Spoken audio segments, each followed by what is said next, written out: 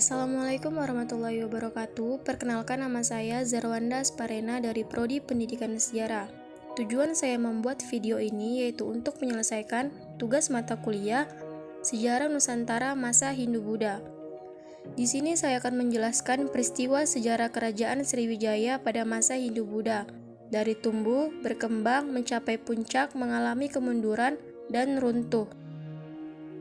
Tumbuhnya Kerajaan Sriwijaya. Nama dari Kerajaan Sriwijaya terdiri dari dua suku kata, yaitu Sri yang memiliki arti gemilang atau bercahaya, dan kata Wijaya artinya kemenangan. Jadi Sriwijaya dapat dikatakan cahaya kemenangan. Kerajaan Sriwijaya juga memiliki julukan yaitu sebagai kerajaan maritim terbesar di Asia Tenggara, serta sebagai pusat penyebaran agama Buddha. Asal mula berdirinya Kerajaan Sriwijaya berawal dari perjalanan suci Dapuntahiang. Kala itu Dapuntahiang menjalankan perjalanan suci atau Sitha Yatra menggunakan perahu. Ia membawa 20.000 orang pasukan.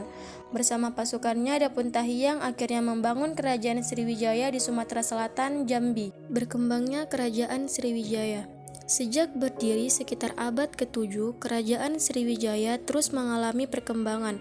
Perkembangan Kerajaan Sriwijaya tidak hanya di dalam negeri, tetapi juga perluasan wilayah hingga ke berbagai negara.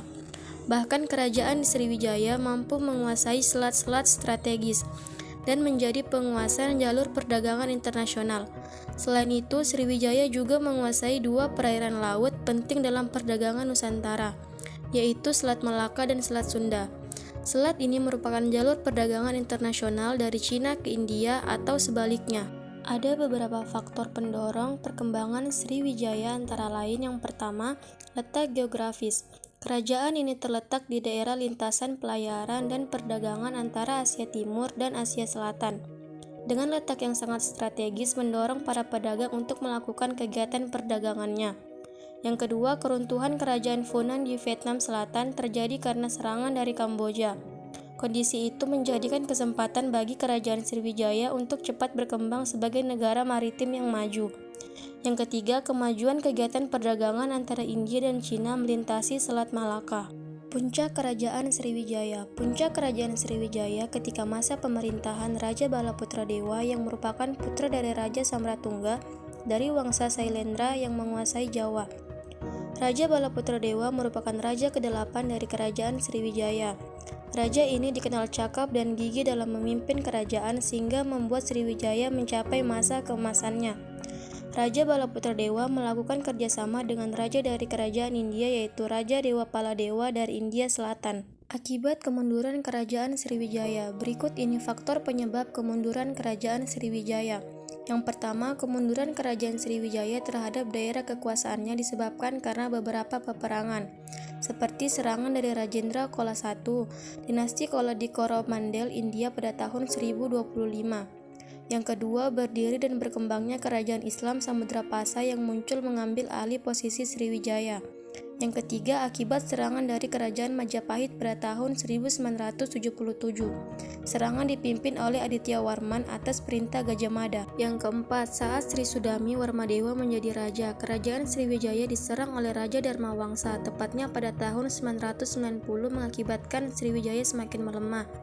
Yang kelima, kedudukan Sriwijaya semakin melemah lagi setelah adanya pengiriman ekspedisi Pamalayu oleh Raja Kertanegara pada tahun 1275 sampai 1292. Yang keenam, bandar perdagangan di Kerajaan Sriwijaya banyak yang melepaskan diri. Ketujuh, faktor alam. Terjadi pengendapan lumpur di Sungai Musi dan anak sungainya, sehingga kapal dagang semakin jarang dijumpai atau berkurang. Berdampak pada semakin menjauh kota Palembang dari laut, sehingga tidak strategis lagi. Pendapatan dari pajak pun berkurang, dan ekonomi semakin melemah. Runtuhnya Kerajaan Sriwijaya mengalami berbagai faktor seperti serangan dari kerajaan lain hingga raja yang memerintah tidak cakap. Keruntuhan tersebut sekitar abad ke-12 Masehi. Kerajaan ini hancur perlahan dari berbagai faktor, sehingga menyebabkan kondisi tersebut tentu melemahkan kekuatan dari Kerajaan Sriwijaya. Kondisi kerajaan semakin diperparah dengan banyaknya kerajaan kecil yang melepaskan diri dari kerajaan Sriwijaya. Hal itu karena sumber pendapatan juga berkurang. Tidak sampai di situ, kerajaan Singosari juga membuat kerajaan ini benar-benar mengalami kehancuran.